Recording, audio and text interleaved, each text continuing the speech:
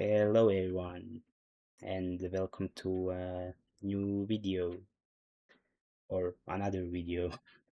Today we'll be watching the very messed up Origins of Icarus, Mythology Explained, uh, by Jon Solo. Never heard of that guy before, but it could be good. It was 6 years ago, okay? That would be 2020, not so long ago. This episode is brought to you by Squarespace, where website design is made easy. What is going on, freaks and geeks? My name is Jon Solo, and today we're all going to learn a valuable lesson about the consequences of flying too high, both literally. Okay, yeah. Only thing I know is he flew too close to the sun and died or fell down. I'm not sure. And metaphorically. If you're a big fan of mythology, then chances are you've heard about the tragedy of Icarus, the young man whose ambition and recklessness led to him challenging the gods and, as a result, falling Hmm. from the heavens to an untimely and brutal death. His story Okay, now I know. I didn't know it before, but now I do.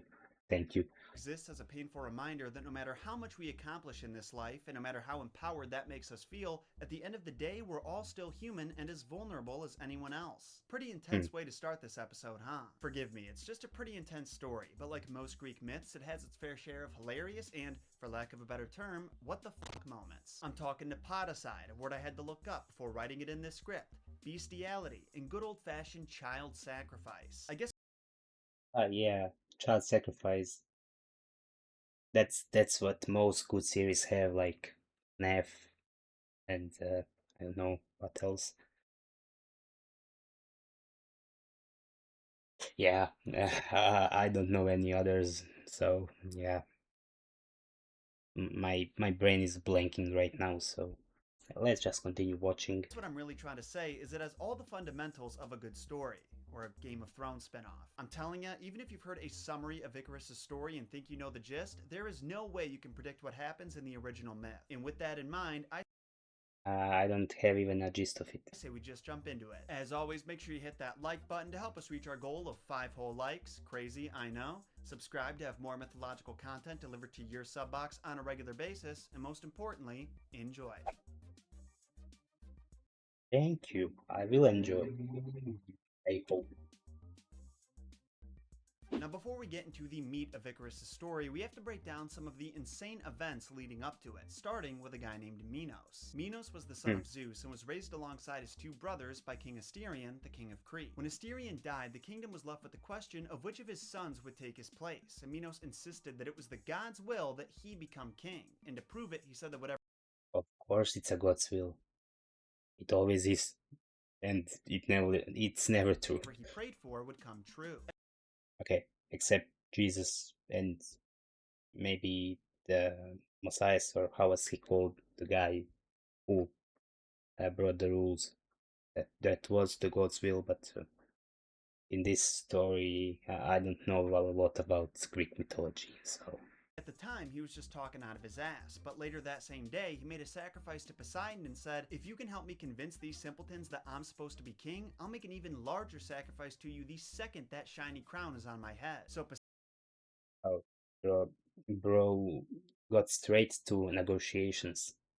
Poseidon, now having something to gain from the situation, decided to help his nephew out. Just when the wannabe king had a big crowd gathered around him, he gave the water god the signal, and a giant white bull emerged from the sea. But guess what? After getting exactly what he wanted, Minos went back on his word. Instead of sacrificing the great white bull, he sacrificed some regular, everyday, shitty bulls. Poseidon was furious at Minos' betrayal, so to get back at him, he cursed that great white bull with uncontainable madness, forcing Minos to let it roam free in the wild, where it was a danger to his citizens. Funnily What the hell?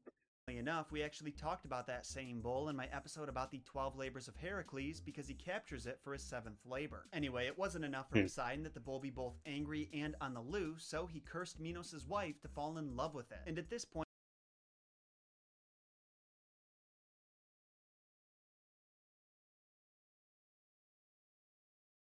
Hey, I guess with great power doesn't come great responsibility, because What?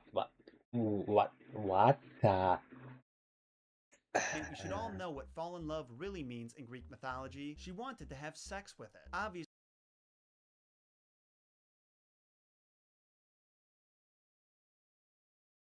Huh. Okay. Nice. Nice. Good. Good for her. the physics involved in this endeavor were not easy to figure out, so she had to recruit the talents of master craftsman Daedalus, or Daedalus, Icarus's dad, to find a way to make it work. Now, there's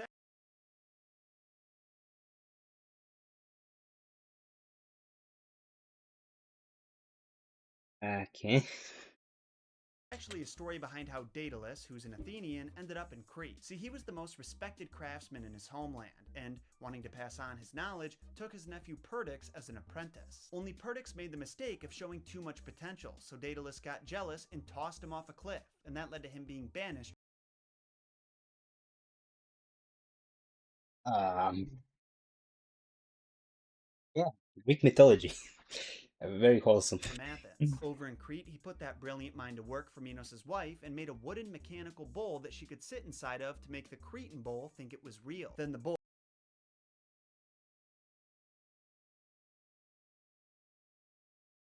Why did I think it was good idea to click on this video? which didn't exactly have the highest standards, mounted her, and a few months later she gave birth to his son Asterius. That's not how biology works. Asterius, better known as the Minotaur, was human from the neck down, but had the head of a bull and was the bane of Minos' existence. Not only was it his wife's love child with a wild animal, but it would often attack and eat the Cretan citizens, so Minos had to put a stop to it. Following the advice of an oracle, he Mm. hired Daedalus to build a massive labyrinth to trap the Minotaur. According to Homeric texts, that labyrinth was one long, winding path that led to the center. But later poets like Ovid described it as an impossible maze of tunnels with passages that connected to each other in multiple places, so that both the beginning and end were impossible to find. And not just impossible for the Minotaur, but also the child sacrifices that were fed to him and Daedalus himself, but more on that in a little bit. Let's talk about the child.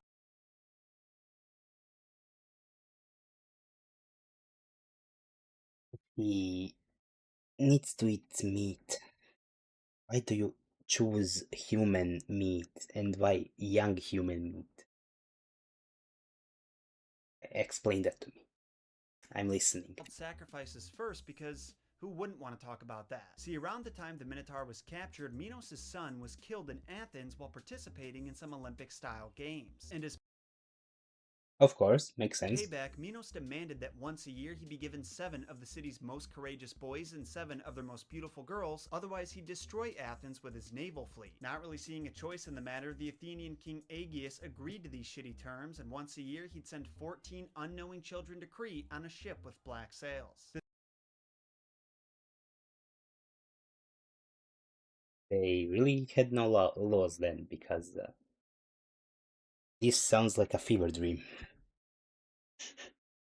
This sounds like something you would find on, I don't know, some fan fiction website.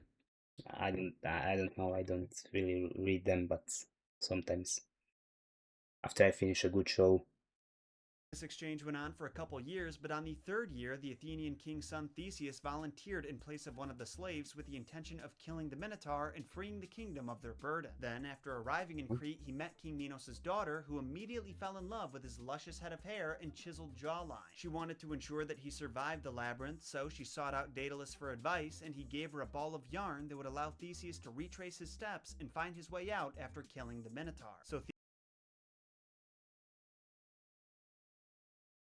that sounds like a scam. Theseus enters the labyrinth, ties the piece of yarn to the door, then makes his way to the center where he finds the Minotaur sleeping. He then pulls out the sword that he managed to smuggle in there, but the Minotaur wakes up after hearing this and the two start to duke it out. Depending on the version, Theseus either stabs the Minotaur in the throat or puts him in a chokehold and strangles him. But regardless of which one you prefer, both end with him cutting off the Minotaur's head and leading the Athenian children to safety. But if you're thinking this adventure has a happy ending, you're wrong. Because before leaving home, Theseus told his father that if his ship returned with white sails, he was successful, and if it returned with black sails, it meant he was killed. Well, with all the excitement going on, Theseus forgot to change the sails, so when he pulled up to Athens, his father saw they were black, and being stricken with grief, he threw himself off a cliff.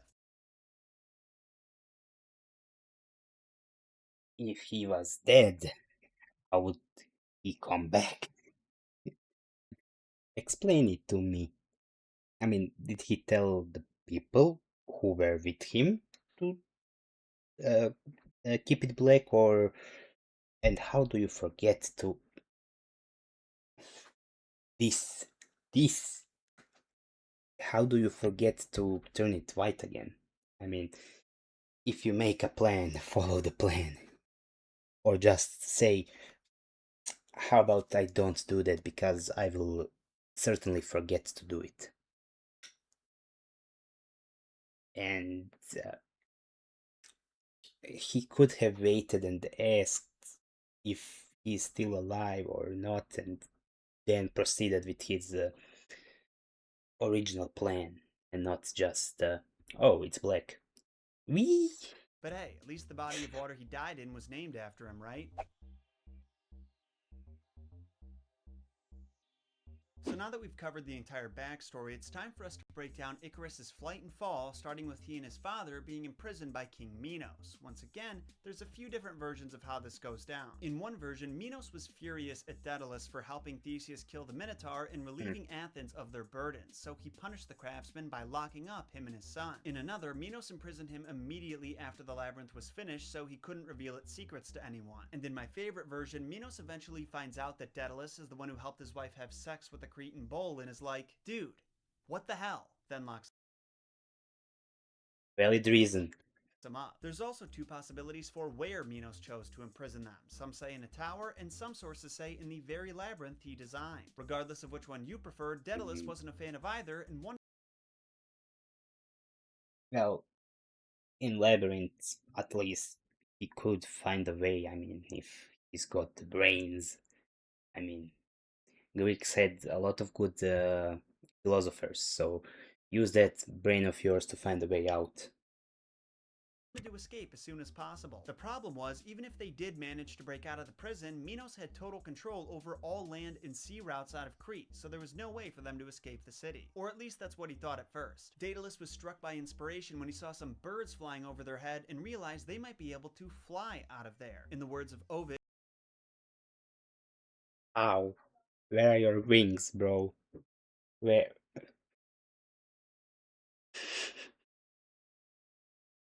Don't tell me they, he or she uh,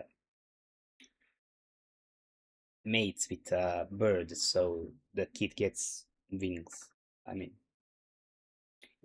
it was proposed before. he turned his mind to arts unknown and nature unrevealed and started crafting wings out of feathers from the birds that would perch on the prison, wax from candles, and thread. There's also Okay, that's more reasonable option. a funny line by Ovid that says Icarus didn't do anything but slow the process down because he kept fiddling with the feathers and glue. When the wings were finally complete, Daedalus had some words of warning for Icarus. He said to avoid flying too high because the rising heat could melt the wax in his wings, and don't fly too low because the moisture from the ocean could dampen and weigh down his wings. Then the How is that useful information? Don't go too low, but don't go too high. So where should I be? Give me the height, altitude at which I should fly. Not, ah, uh, uh, don't go too high, don't go too low. Uh, this one was too hot, this one's too cold, this was just perfect. I mean, makes no, it makes sense, but it's not good enough description of where he should fly. two of them took flight. They soared through the air as gracefully as one of Casey Neistat's drones, but then Icarus started to lose himself in the excitement. Feeling empowered and invincible, he continued to ascend towards the heavens, which the gods didn't like very much. One Of course, gods didn't like it too much. It wasn't the high temperature that melted it. I mean, the space is cold, and the higher you go, it should be colder. So I don't know. I suppose it should be colder. thing to keep in mind is that Icarus and Daedalus were the first two people to ever fly, and up to this point, that specific activity was reserved for the birds and gods who didn't like them encroaching on their territory. The gods, that is. Hmm. I don't think the birds cared very much. You Hmm. Who knows? Maybe birds also You could disliked it. interpret what happens next as an act of science or an act of Helios, but either way, it wasn't long before the heat became too much for the wax. Icarus's feathers started to clump together and fall off so that he was left flapping his bare arms, then he began his rapid descent towards Gaia. He tried to call out to his father for help, but he crashed into the ocean before Daedalus could even react, and when he did Okay. look back, all he saw was the remains of Icarus's wings floating on the water. Eventually, he found Icarus's body washed up on an island and buried him there. That island is now called Icaria, and the body of water he fell into is known as the Icarian Sea. Fell in the water. How was it so bad that he died? The water slows you down, and water, well, most of the time isn't so hard.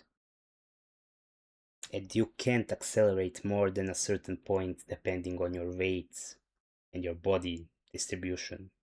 So apparently in ancient Greece, if you want something named after you, all you have to do is die tragically on it. Sounds easy enough.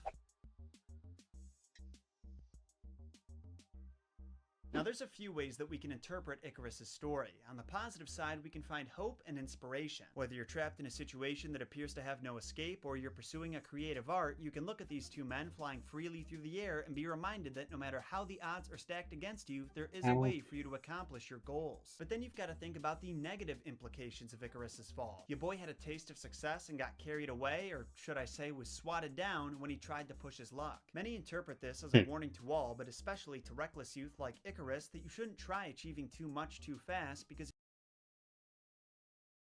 Come on, uh, put this story, this put one picture of them and the story written under it in a casino.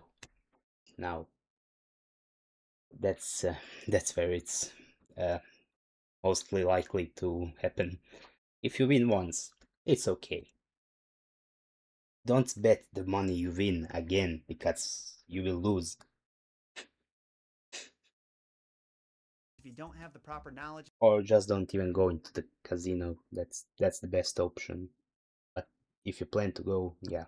and tools, you could fall down even faster than you rose up. But as some of you may have noticed, this message only applies to half of Daedalus' warning, don't fly too Mm, close to the sun. And we're left to wonder if there's also a meaning behind his advice to avoid flying too close to the ocean. Well, one possible explanation that I mm, love is that the vast and deep ocean may represent human emotion. So when Daedalus says the wings may take on moisture and Icarus could be weighed down, the lesson is to not put too much emphasis on your feelings or you'll end up drowning in them. When making decisions about the path forward, you have to find a balance somewhere between your ambitions and goals and your feelings. You can't listen to mm, only one of them. For example, let's switch out Icarus for an entrepreneur type character who's trying to hustle and achieve as much as he can. If he only considers how he feels, then he may pass up an exciting opportunity for an emotional reason like fear and therefore never end up leaving the ground, or in Icarus's case, making an escape. But if he only takes his ambition into account, then he may not evaluate the risks of his decision properly. And while he may enjoy the excitement of flying high, he'll wind up mhm. crashing and drowning in a pit of despair when it fails, like Icarus. Anyway, I'm sure some of you are curious about what happened to Daedalus after he buried Icarus. Well, he continued to travel west away from Crete and landed in Sicily, where King Cocalus, or King Cocalus, welcomed him with open arms. Meanwhile, the furious King Minos was Hmm. on the hunt for Daedalus, visiting every surrounding kingdom and presenting a riddle that he knew only Daedalus could solve to figure out who was housing him. He challenged each king to put a piece of string through a spiral seashell, and none could do it until King Cocalus. He gave the items to Daedalus, who What? he knew only Daedalus could solve to figure out who was housing him. He challenged each king to put a piece of string through a spiral seashell, and none could Through a spiral seashell.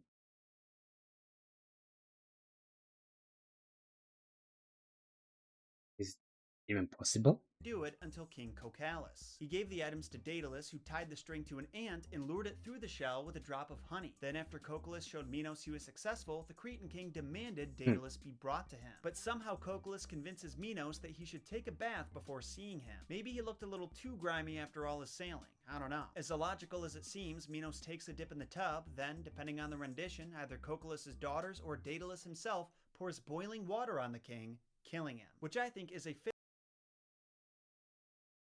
Uh, well, but hmm, I don't know how accurate that is because I don't think the boiling water would kill you, but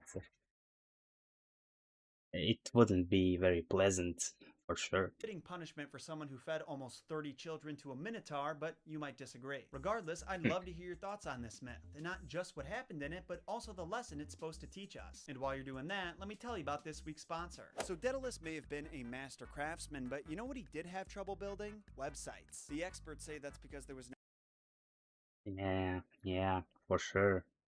Yeah, in the times of Greek mythology, Greece still exists. We know that. But in the mythology times, there was a very good internet connection. internet in ancient Greece, but personally, I think it's because there was no Squarespace. Because from websites and online stores to marketing Mm, tools and analytics, Squarespace is the best platform you can use to build your web presence and run your business. Not only do they have a huge variety of templates to get you started, but every single one you can use for virtually any purpose. Whether you're mm, starting a blog, selling merchandise, or showing off your art in a gallery, all you have to worry about is what look represents you best. Not only that, but you can also buy domains through Squarespace so your website can have the URL you always dreamed of, and they automatically generate mobile versions of your site so your fans and customers can still access it on their phone. At this point, it's no okay, secret that I love and trust Squarespace so much that I use them to host my own website, the one and only messeduporigins.com. It's here that you can find links to mm, playlists, purchase my favorite books for studying myths and fairy tales, visit my merch store, and check out the art the Solo fam has made for the show. If I can set all that up with only making one call to their award-winning customer service, then you can too. So if you want to try them out for yourself, just go to and if you have to call the customer service, then that isn't the best look for them. squarespace.com/Jon Solo and save 10% on your first purchase of a website or domain by using code Jon Solo at checkout. And on that note, we're going to bring this episode to a close. As always, thank you so much for watching, especially those who come back every week to hit that like button. Speaking of, if you haven't yet, make sure you drop a like and subscribe if you want more messed up mythology delivered to your sub box on a regular basis. And of course, follow me on Twitter, Facebook, and Instagram to stay updated on channel news, get hints about upcoming topics, and send me suggestions for future episodes. Unfortunately, Okay. my son Gunther isn't with us today. He's spending a relaxing afternoon with his grandma instead, but go follow Hmm. him on Instagram. I never say it to his Huh? Since when do dogs have Instagram? face, but he's pretty damn cute. So if you want some extra laughs and smiles when flipping through your timeline, then I'd say give him a follow. I'll see you guys next week with another episode of Mythology Explained and a very special video where Lauren and I react to my old content. Yes, it's going to be hilarious and painful for everyone involved, so make sure you check it out. Until that day comes, though, my name is Jon Solo, and remember, Jon shot first. Okay, then this was the very messed up origins of Icarus, Mythology Explained, Jon Solo. I can confirm it was very messed up, but so is every Greek story. So, yeah, thank you for watching, and I'll see you in the next video. Goodbye.